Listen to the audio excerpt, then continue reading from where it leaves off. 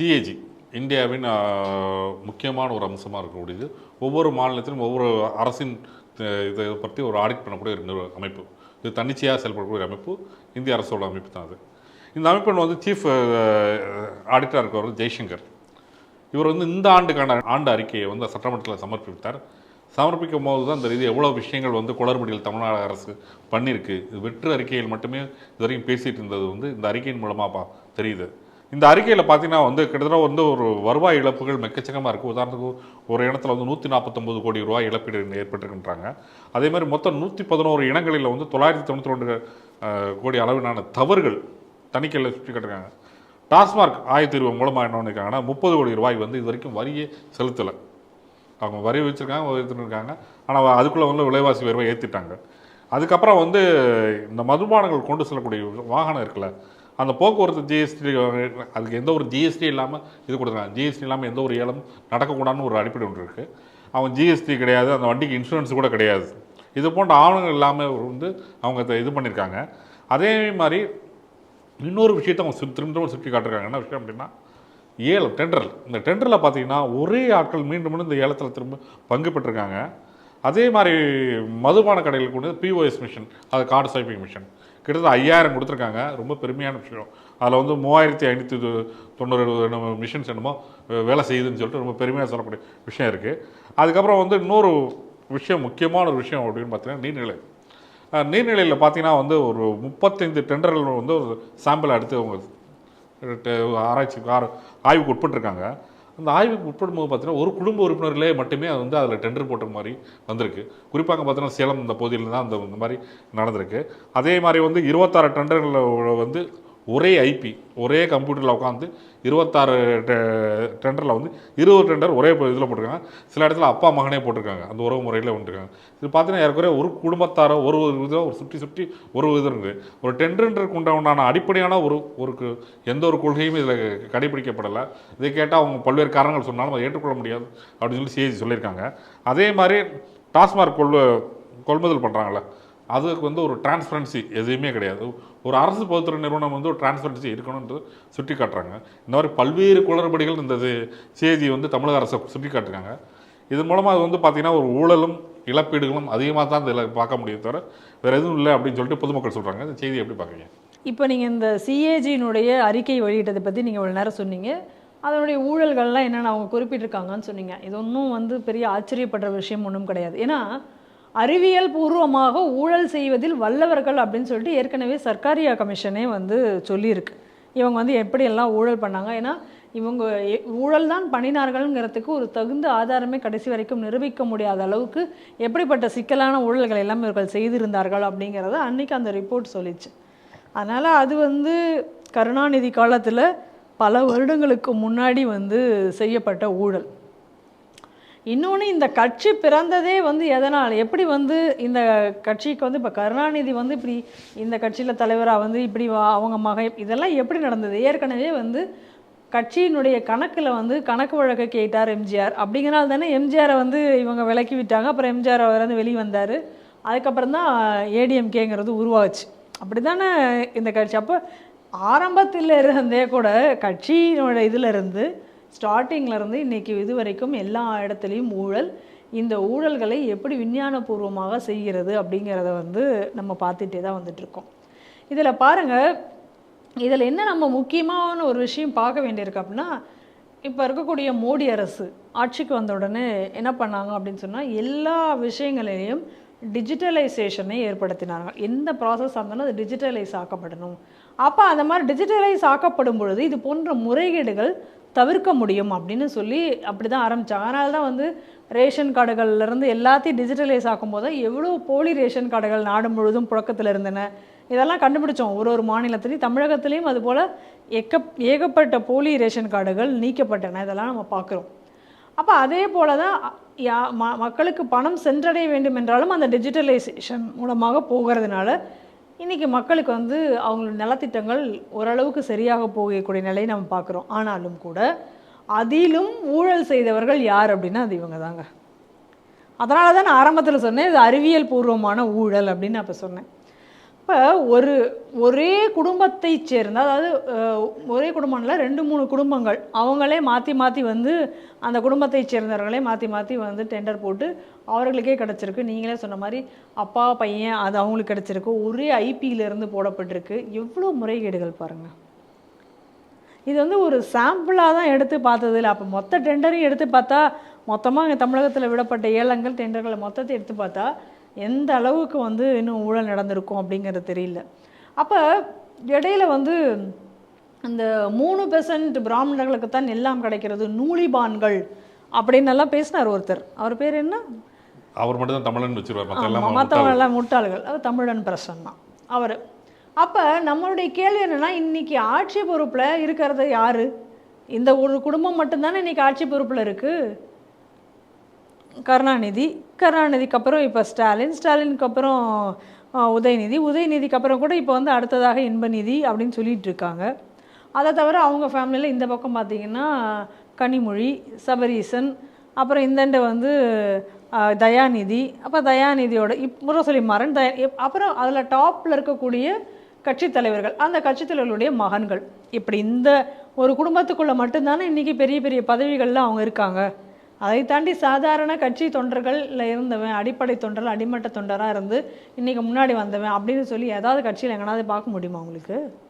அப்போ அதே போல தான் இப்போ இந்த மாதிரி டெண்டர் விஷயங்கள்லையும் ஒரு சில குடும்பங்கள் மட்டும் அதில் ஆக்குபை பண்ணும்.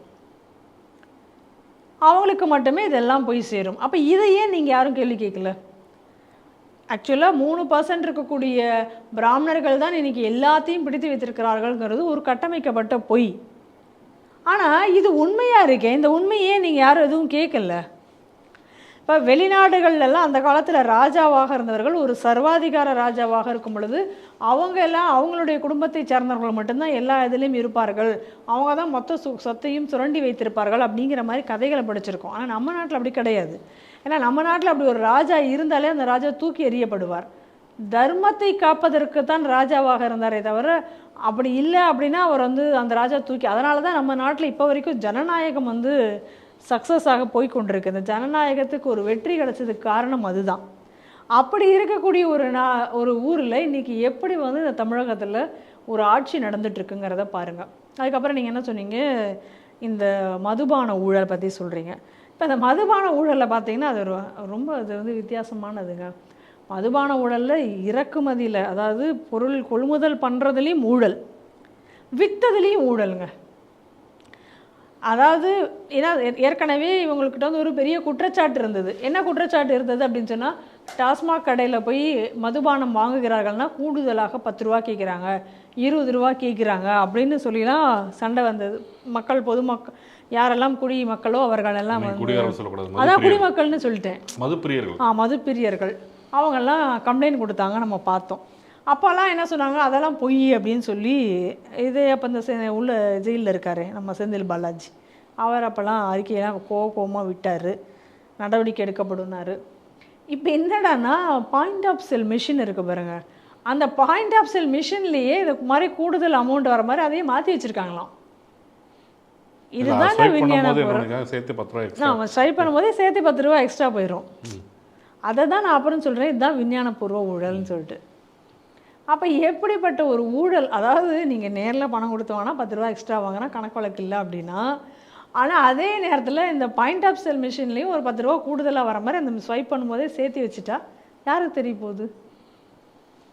ஏன்னா மதுப்பிரியர்கள் பாவம் மது இல்லாமல் இருக்க முடியாது, அதை வந்து அரசாங்கமே ஊக்குவிக்கிறதுனால அது அவங்களுக்கு அதனால அதுக்காக சண்டை போட மாட்டாங்க, இதெல்லாம் தெரியும். அப்போ ஒரு டெக்னிக்கலாக இது.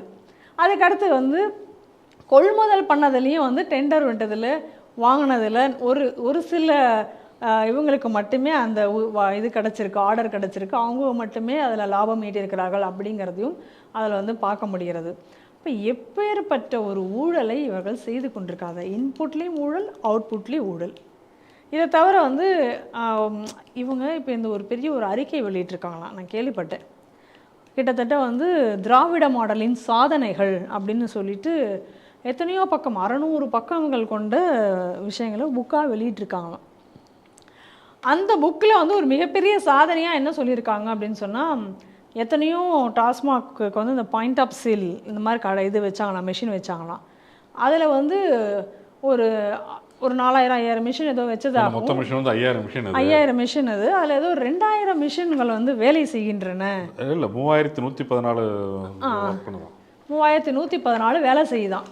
அதாவது 50% மேலே மிஷின்கள்லாம் வேலை செய்யுதுன்னு ஒரு சாதனையாக சொல்லியிருக்காங்க. ஏங்க அப்போ மிச்சம் இருக்கிற மிஷினை நீங்கள் வச்சிங்களே, அது வேலை செய்யாமல் கிடக்கு. அதுக்கு நீங்கள் எவ்வளோ கோடி ரூபா போட்டு அந்த மிஷினை நீங்கள் வாங்கியிருப்பீங்க. அந்த மிஷினுக்கு பண்ண இன்வெஸ்ட்மெண்ட் யார் இது? அப்போ அது வேலை செய்யாமல் கிடக்கு. அது ஏன் வேலை செய்யலை? எதற்காக வேலை செய்யாமல் அப்படியே போட்டு புடங்கி வச்சுருக்கீங்க? இந்த கேள்வியெல்லாம் வருதா இல்லையா? இந்த கேள்விக்கெல்லாம் இது வரைக்கும் ஏதாச்சும் பதில் கொடுத்தாங்களா? அப்போ அதில் என்னெல்லாம் ஊழல் நடந்திருக்கு நமக்கு தெரியாது. எப்படி ஒரு 5000 மிஷின் நீங்கள் வாங்குறீங்க ஒரு ஆள் கிட்ட அப்படின்னு சொன்னால், இப்போ நம்ம வீட்லேயே ஒரு மிஷின் நம்ம வாங்குகிறோம் ஒரு கடையில் காசு கொடுத்து. அந்த மிஷின் நம்ம வேலை செய்யலை அப்படின்னு சொன்னால் எத்தனை தடவை அவங்களோட சர்வீஸுக்கு ஃபோன் பண்ணி நம்ம அதை சரி பண்ண சொல்லி கேட்குறோம்.